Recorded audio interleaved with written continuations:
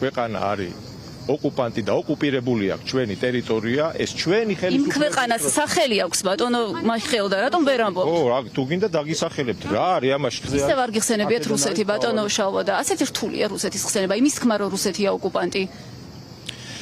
რუსეთი თქვენს არ გიხსენებიათ ბატონო ირაკლი და რატომ არ ახსენებთ რუსეთს? რუსულ ოკუპაციაზე რატომ არ საუბრობთ ბატონო ირაკლი? და ეს სწორედ რუსეთთან ომში დაღუპული გმირების საფლავებთან ხდებოდა, სადაც ივანიშვილის პარტიის წარმომადგენლები დღეს წესით მათი ხსოვნის პატივსაცემად მივიდნენ. თუმცა როგორც კიდევ ერთხელ დადასტურდა, მთავარი პრობლემა სხვა ვიდრე მხოლოდ ვერ გაბედვა რუსეთის ხსენების.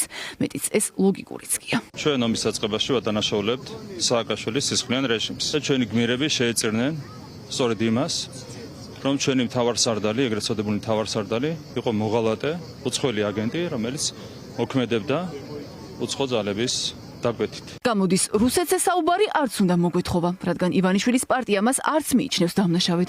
აგვისტოს ომში ოცნება ისევ ქართულ მხარეს ადანაშაულებს. კრემლისთვის პასუხისმგებლობის მოხსნის მცდელობით დღეს ირაკლი კობახიძე გამოირჩეოდა, რომელიც ისევ ამტკიცებს, რომ ასეულობით მშვიდობიანი მოქალაქისა თუ ჯარისკაცის დაღუპვა საქართველოს თავად გამოიწვია. რუსეთის მხრიდან ოკუპაცია კი მხოლოდ საპასუხო ნაბიჯი იყო. რუსეთ-საქართველოს ომი დაიწყო 8 აგვისტოს. 7-ში თუ შემოვიდა რუსეთის ჯარი 8 აგვისტოს როგორ დაიწყო? 8 აგვისტოს შემოვიდა რუსეთის ჯარი, როდესაც შესაბამისი განცხადება გააკეთა მაშინდელმა პრეზიდენტმა, რუსეთის პრეზიდენტმა, შემოვიდა ჯარი და 2008 წლის 8 აგვისტოს დაიწყო ომი.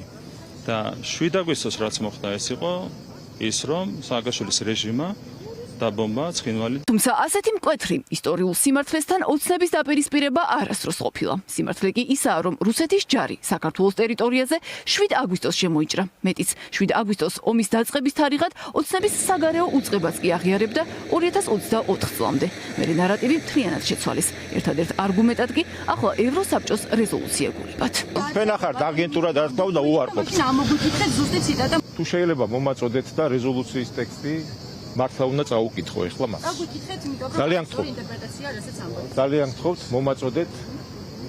მომაწოდეთ რეზოლუციის ტექსტი უნდა წაუკითხო. საკითხulis გააზრებაში გვეჯიბრებით ბატონო მიხეილ.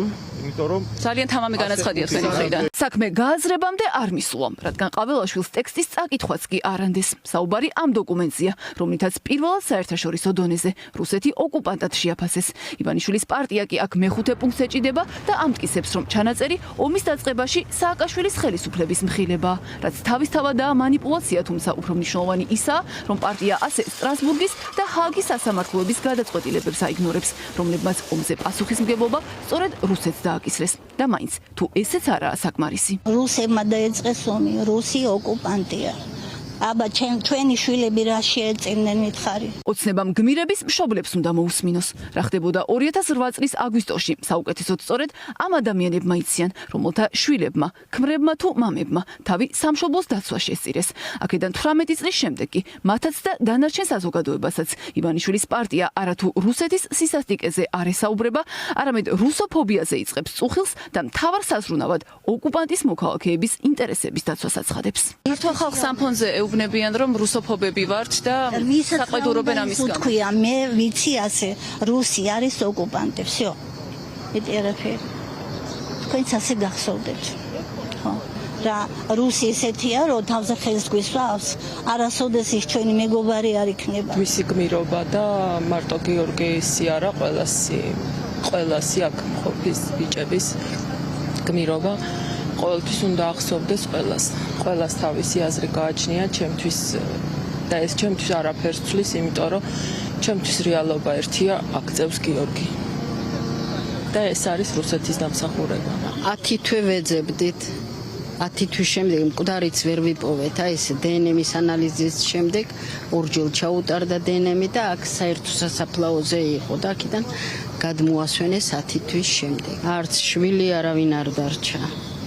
და გული ვტკივა, რომ სათანადოდ რო არაფასებენ ამ გმირებს. რა საფრთხეა საქართველოსთვის ოლიგარქის პარტიის პოზიცია აგვისტოს ომზე. ოპოზიციაში ამბობენ, რომ ყველაზე მძიმე შემთხვევაში ამას შესაძლოა საერთაშორისო სამართლებრივი შედეგების რევიზია მოხდეს, რომლის მიხედვითაც ომის ერთადერთ დამნაშავედ რუსეთია გამოცხადებული. არანაკლები საფრთხე კი რუსოფობიაზე პარტიის ახალი გზავნილია, რომელიც სწორედ აგვისტოს ომის კვირაში გააქტიურეს, რადგან ამ ტერმინს კრემლი საკუთარი აგრესიის გამართლებისთვის იყენებს სხვადასხვა ქვეყანაში. 21 საუკუნის სერგო ორჯონიკიძე ორჯონიკიძეები საქართველოს აბრალებენ ომის დაწყებას 21 საუკუნის სერგო ორჯონიკიძეები ვერ ახსენებენ და არ ახსენებენ რუსეთს და საქართველოს 21 საუკუნის სერგო ორჯონიკიძეები ამ მძიმე დღეებში რუსოფობიაზე, რუსულ იმპერიულ პროპაგანდაზე ლაპარაკობენ და ქართულ ხალხს ციხით ემუქრებიან თუ მათ მტერის ძულთ. ირაკლი კობახიძე, ყაველაშვილი ხალატობენ ჩვენი ქვეყნის ეროვნულ ინტერესს.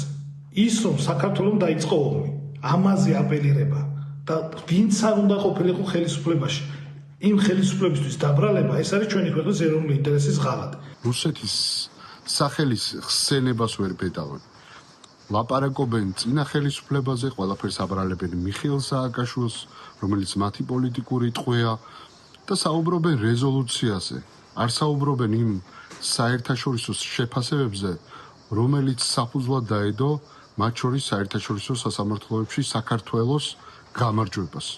რუსეთი არის მტერი, რუსეთი არის ოკუპანტი. თუმცა ქართულ ოცნებას მარტო არტოვებს კრემლი. ერთადერთი ძალა მსოფლიოში, ვინც აგვისტოს ომს საქართველოს აბრალებს, ივანიშვილთან ერთად სწორედ ამ ომის დამნაშავე რუსეთია, რომელმაც ოცნებას ქება არც დღეს ომის შესახებ საკუთარ განცხადებაში დააკო და იქვე პარტიას მოუწოდა, რომ ბოდიშზე არ გაჩერდეს.